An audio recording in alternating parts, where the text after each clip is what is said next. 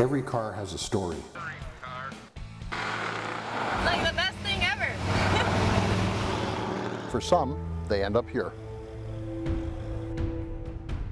Hi, I'm Gary Nichols. My team and I rescue cars from this. Here at Radical Rods, Rides and Restoration, we restore vehicles, giving them a renewed lease on life and preserving their stories so they could be told right here on Radical Restoration.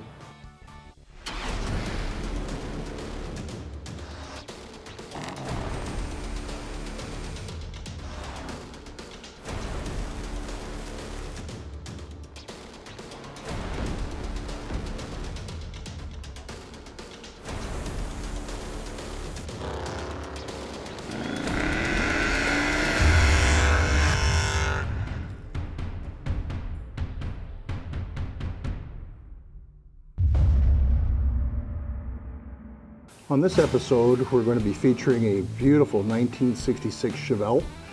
We've just redone a motor. The existing motor in the car was 625 horsepower.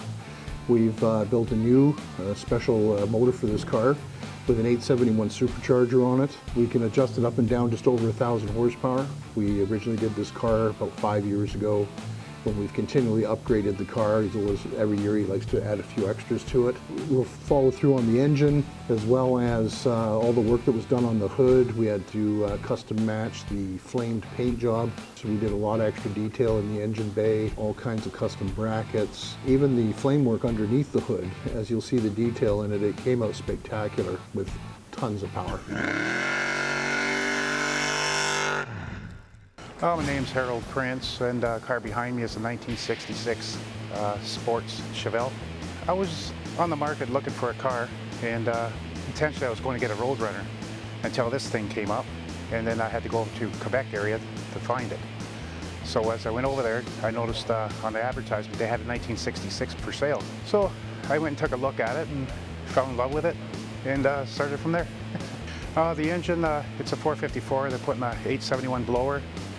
Carbs, they're depending on the size of the carbs, and it's just more for like a car show, street show car. I always love cars like that, so big is good.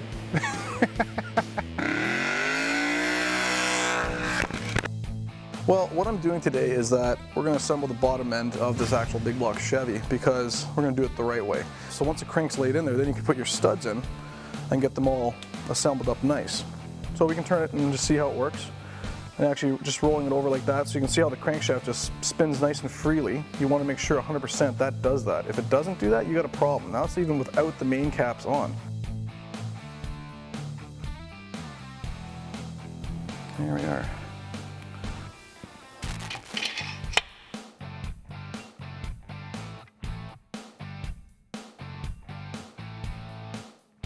So there we go. And that's that. Well, since we got all the pistons in of this big block Chevy, we're actually going to now do the green of the camshaft.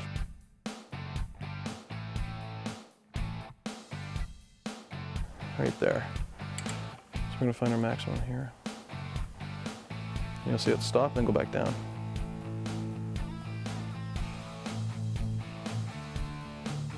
And that'll be 154. I just want to run your cylinder head studs in. As far as it goes to the bottom out, and you hand tighten them only. When you build engines, everything should be done by hand. Should never be using air tools or impact tools.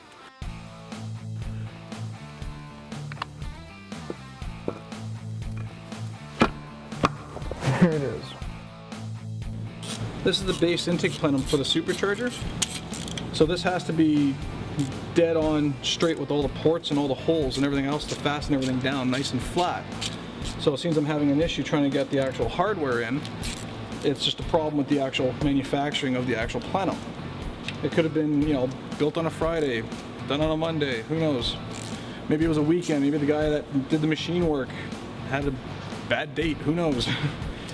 This angle is like a little bit different than this angle because it's a little bit higher. It should be the same. Yeah.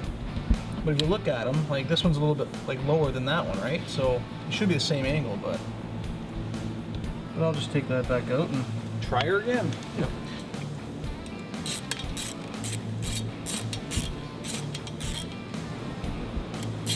All right, what we have here is our supercharger kit for our Chevelle. We finally got it in, and we actually go through all the parts and all the pieces that we got in the kit. You got your blower belts, you got your actual pulleys for your V-belts, you got your brackets here for your idler pulley, your snout pulleys for your actual supercharger, crankshaft pulleys, our big supercharger right here, big compressor that we have.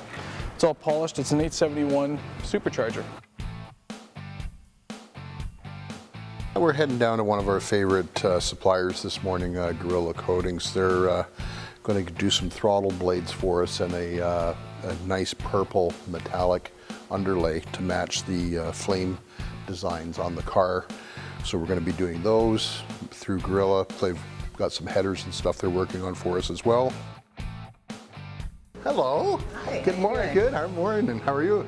Good. Good. So how did my little throttle plates come out? They're great. They're right over here. Oh, awesome. Guys are busy. Look at all the stuff here.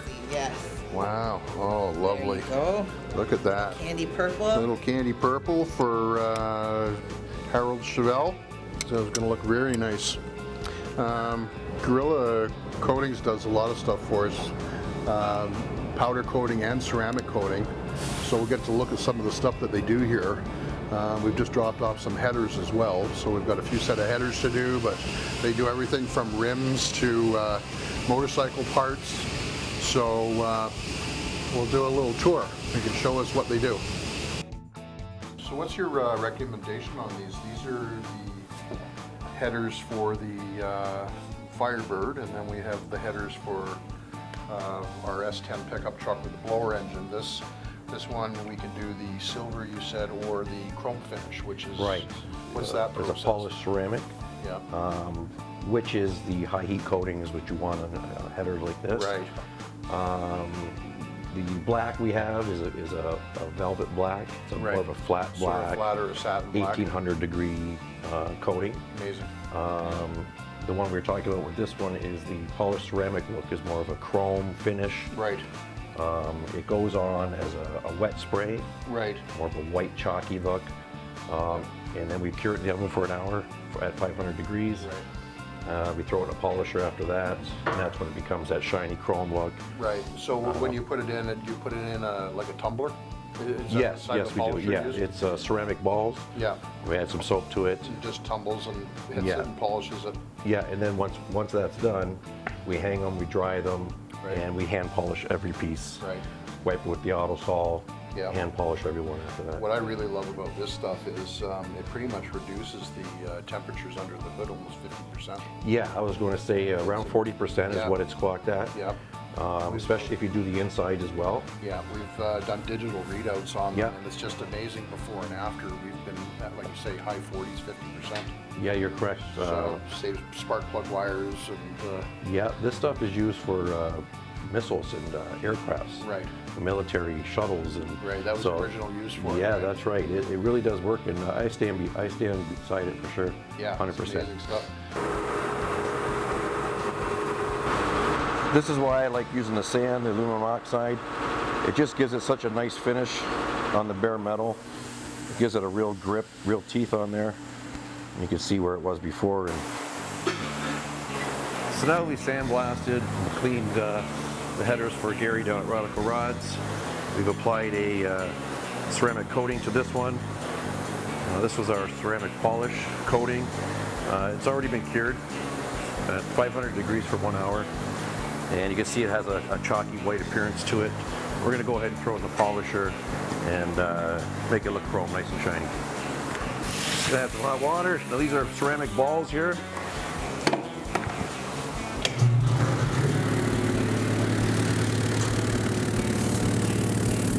Put our header in there. Gonna add some of our powdered soap.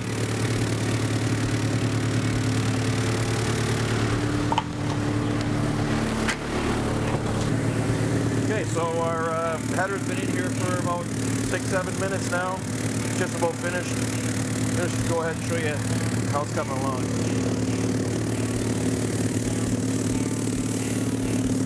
Starting to get our shine. So once it comes out of the machines, We rub on the auto saw and give it a hand polish.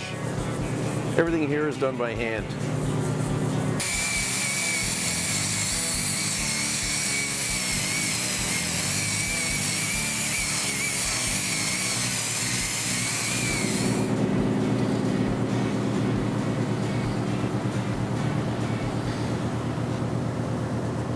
Okay, so basically that's it. You know, we'll go over it a little bit better. The cameras are out of our face. But that's your product right there. That's called our polished ceramic.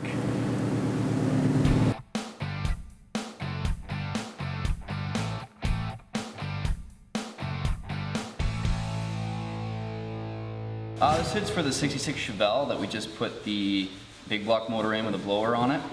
And it sticks out of the hood a fair amount. So with most superchargers that sit on top, we have to trim the hood to get it to fit. Unfortunately, they don't come with a cardboard template to do that. So basically I kind of have to make it out of a tape line first and then build ourselves into like a plastic cutout and then shape it onto the hood. This is not something you want to measure once and cut wrong. So we measure 3 or 4 times and cut it right the first time, and then it should fit on nice and smooth. So yeah, we should do it across the back and then across the sides. So just take measurements right off the cal. Yeah. Yeah, we can go in more. Basically, we got our lines drawn up, our rough measurements with tape, transferred those measurements over to a plastic template, basically which we fitted up against the car. So that's fine. We can either adjust to make sure it opened and closed around the blower. So right now we're just measuring off on the new hood to make sure that we're going to have enough room and we're at the right spot so we don't cut it too far back or too far forward. And then once we get a rough cut, we'll go test fit the hood on the car and then do our final trim out to make it look nice and smooth and make it work. I'm very nervous about this one. Yeah, it's not something you want to mess around with a $500 hood of somebody else's. You want to make sure you cut it right the first time, and there is no real second time if you do it wrong.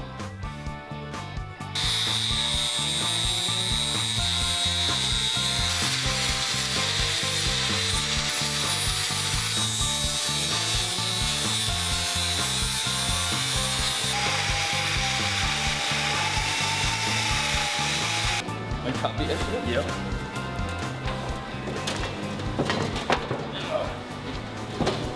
So we cut the big hole for the blower in the hood so that it'll stick out a little bit. It's kind of cool to cut up a brand new hood.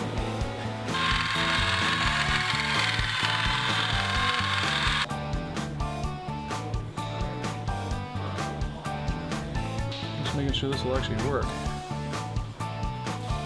Oh, we're gonna have to try it. This is what engineering is all about.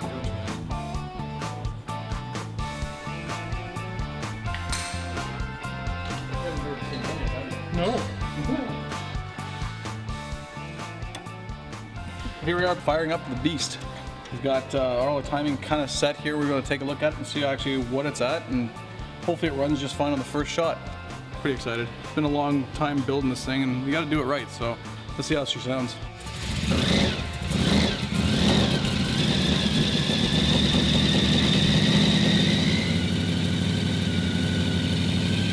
Well, it's finally finished. It's really running well, and we have it all done, as you can see. It's a big supercharged 454 and pretty legal. Not bad, eh? We ran into some complications with it, with the cooling system, as well as some of the belts and a couple of silly little stupid things that always happen. But as we go through a bunch of road tests with it, we kind of shake it down and get all the nuts and bolts and everything else to shake loose and just retighten everything and get everything proper. So this way it actually, when the owner gets it, you should not have any problems. I'm kind of happy to see it go, but I'm also kind of sad because it's kind of like the Michelin Man, where you're kind of hugging the tires and shedding a tear because, you know, your pride and joy of what you made, and it's kind of fun, and it's hopefully he can enjoy it and enjoy it the way I would enjoy it. So I'm kind of stoked that he's gonna hopefully be able to enjoy this the way I would, but I know he likes the car shows and all that stuff. I don't know if he's gonna take it down the strip yet, but I might coach him into that. I think it's awesome, even with the hood, not with the blower sticking out of it. Did an awesome job of this. Really, really good.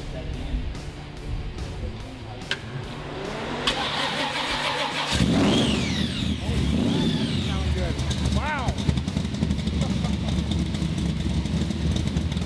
Woo!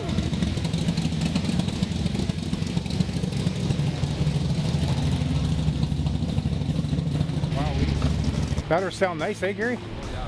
Just do the difference of that blower. Oh, yeah. Something that, Once that started in the shot, just bang! Sounds bang. we're gonna throw Yeah. Holy cow. pop the hood on it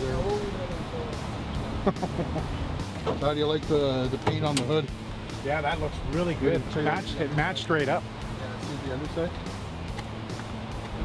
So this is all really nice here because you can see the reflections Oh, yeah, yeah. off all the stainless. Boy, it's ever shiny inside. Nice, eh? That is awesome. Yeah, you can see where we had to put all the extra breathers in to relieve some of the pressure on this thing. Yeah, So we've got 2 PCVs and 2. And that relieved the pressure right on it? Yeah. That's good.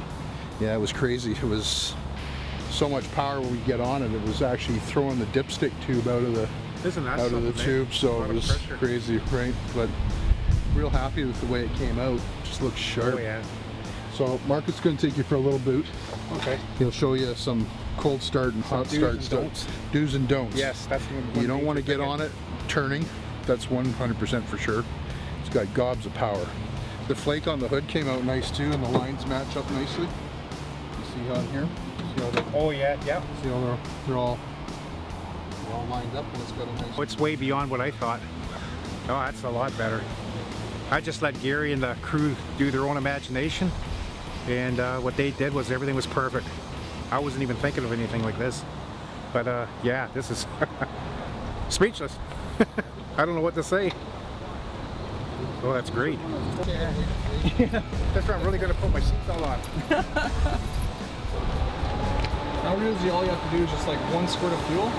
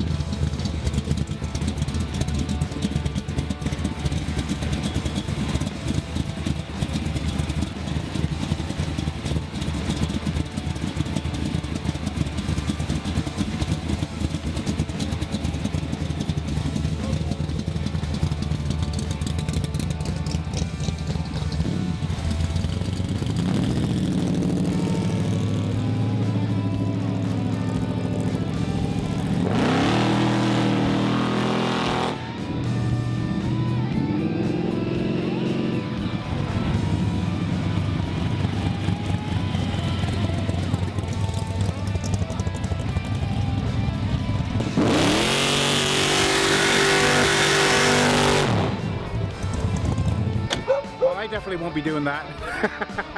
Oh, it's got a lot of power. Lots. Oh, yeah. Wowee. Oh, boy. Yeah, I won't be seeing me do that, though. No, I'm a little bit of a cruising kind of guy. But the power's there. The power's there for sure. Well worth it. It's a good job.